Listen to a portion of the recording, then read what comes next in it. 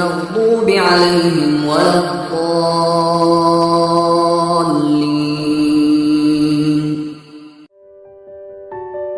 Assalamualaikum teman-teman.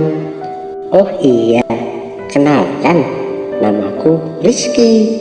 Sekarang Rizky mau mengajak teman-teman untuk selalu belajar Al-Quran. Kalian mau tahu nggak? Banyak kebaikan yang kita peroleh kalau mempelajari Al-Quran. Mari aku beritahu.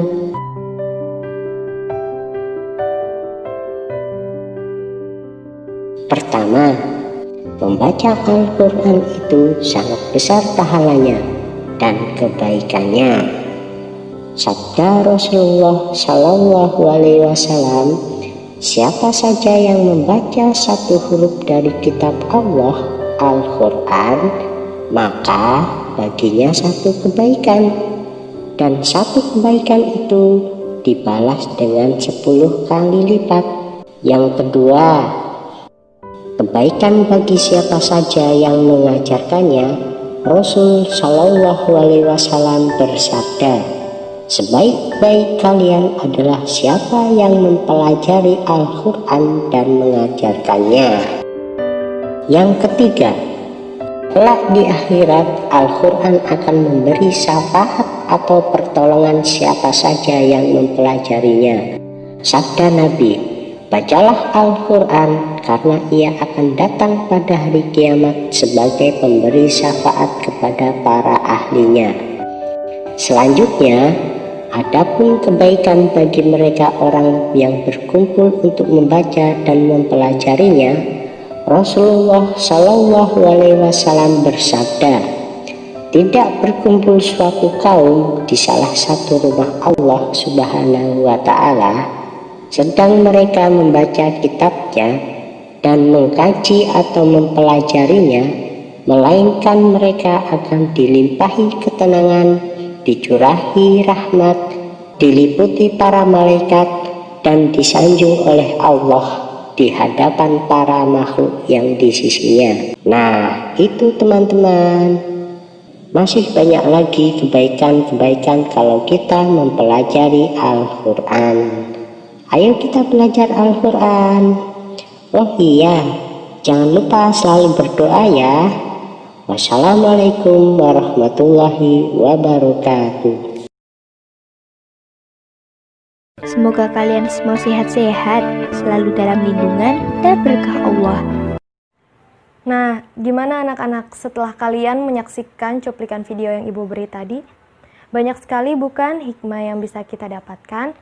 Salah satu contohnya seperti dengan membaca Al-Quran, kita bisa dapat terhindar dari perbuatan keji dan mungkar.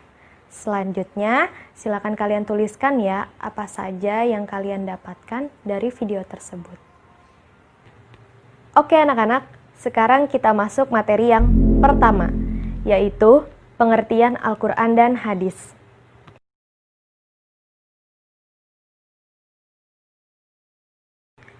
Apa sih Al-Quran itu?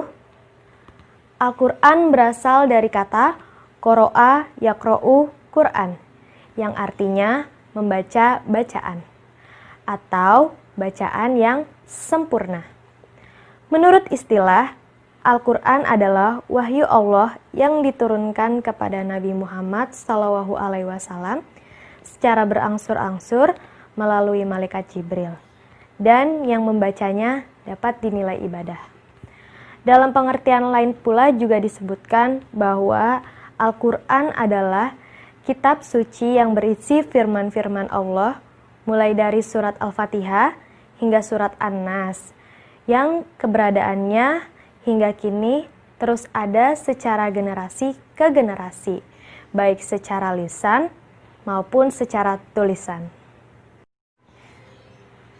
Selain Al-Quran, pedoman hidup manusia yaitu hadis Nabi.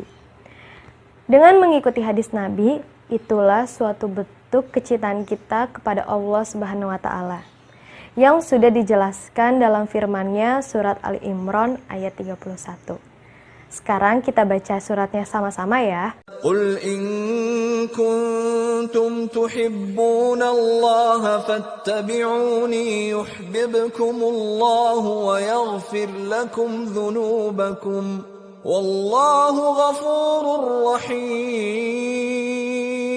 Yang artinya, katakanlah, jika kamu benar-benar mencintai Allah, ikutilah aku. Niscaya Allah mengasihi dan mengampuni dosa-dosamu.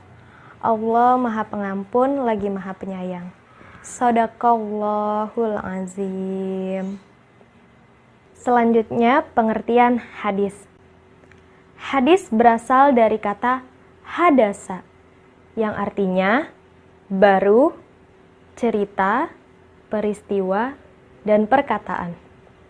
Menurut istilah, hadis adalah segala sikap, perbuatan, perkataan, ataupun penetapan yang dilakukan oleh Nabi Muhammad SAW. Ataupun dalam istilah lain juga disebutkan bahwa hadis adalah jalan hidup yang dibiasakan Nabi Muhammad SAW yang disebarkan dan ditradisikan kepada para sahabat, tabi'in, dan para ulama. Gimana anak-anak? Sampai sini sudah paham ya untuk pengertian Al-Quran dan hadis? Sekarang kita lanjut ke materi selanjutnya, yaitu fungsi Al-Quran dan hadis.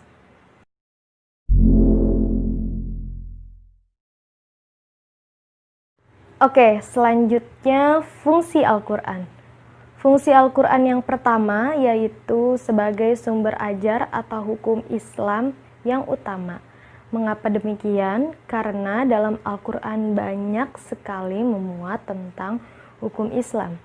Salah satu contohnya yaitu makanan halal dan haram yang dijelaskan dalam surat Al-Maidah ayat 88. Fungsi yang kedua sebagai sumber ilmu pengetahuan. Contohnya tentang kelahiran manusia dan penciptaan alam semesta. Fungsi yang ketiga yaitu sebagai penyempurna kitab sebelumnya, seperti kitab Taurat, Zabur, dan Injil. Kemudian, fungsi hadis. Fungsi hadis yang pertama yaitu menetapkan hukum Islam yang belum ada di dalam Al-Quran. Contohnya, dalam hadis riwayat Bukhari dijelaskan bahwa seorang laki-laki dilarang menikahi saudara perempuan istrinya. Fungsi yang kedua yaitu memperjelas ayat Al-Quran yang masih bersifat global. Contohnya di dalam Al-Quran dijelaskan tentang sholat. Di hadis pun diperinci lagi tentang tata cara sholat maupun jumlah rakaatnya. Fungsi yang ketiga yaitu memperkuat ayat yang sudah ada di dalam Al-Quran. Contohnya di dalam Al-Quran berbunyi, barang siapa kalian melihat bulan maka berpuasalah. Di dalam hadis pun kemudian diperjelas dengan berpuasalah jika kalian melihat bulan dan berbukalah jika kalian melihatnya. Hadis riwayat Bukhari Muslim. Materi yang terakhir yaitu cara memfungsikan Al-Quran dan hadis.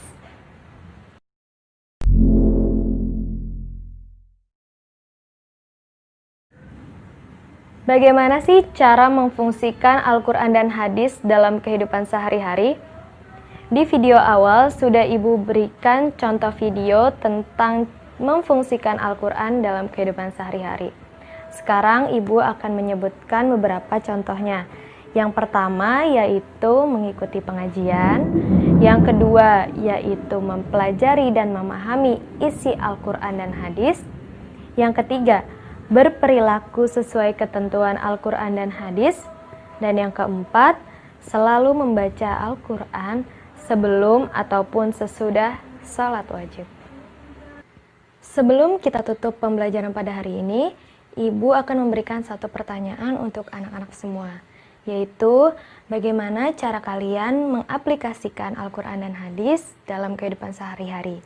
Nah, anak bapak semuanya, setelah kalian tadi menyimak, mendengar video yang disampaikan oleh teman bapak tadi, mudah-mudahan kita bisa lebih memahami dan lebih mengerti apa saja pengertian, fungsi, dan manfaat dari Al-Quran dan hadis sebagai pedoman hidup kita.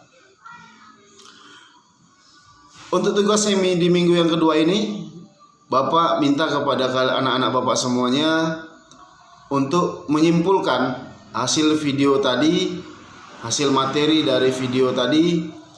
Kalian kerjakan di kertas selembar, foto dan kirim ke WA Bapak yang masuk di kelas Al-Quran Hadis Pak Manaf. Silahkan dikirim ke Pak Manaf dan juga kepada Ibu Norma Lubis yang mengajar di kelas 7 juga. Masing-masing kirim ke WA guru Al-Quran hadisnya. Untuk Bapak di kelas 71, 72, 73, 74, 75, dan 76, kirimkan ke WA Bapak untuk tugasnya, yaitu tugas di minggu yang kedua ini membuat kesimpulan dari materi video Al-Quran dan hadis dan sebagai pedoman hidupku. Demikian, tetap semangat dan akhirul kalam.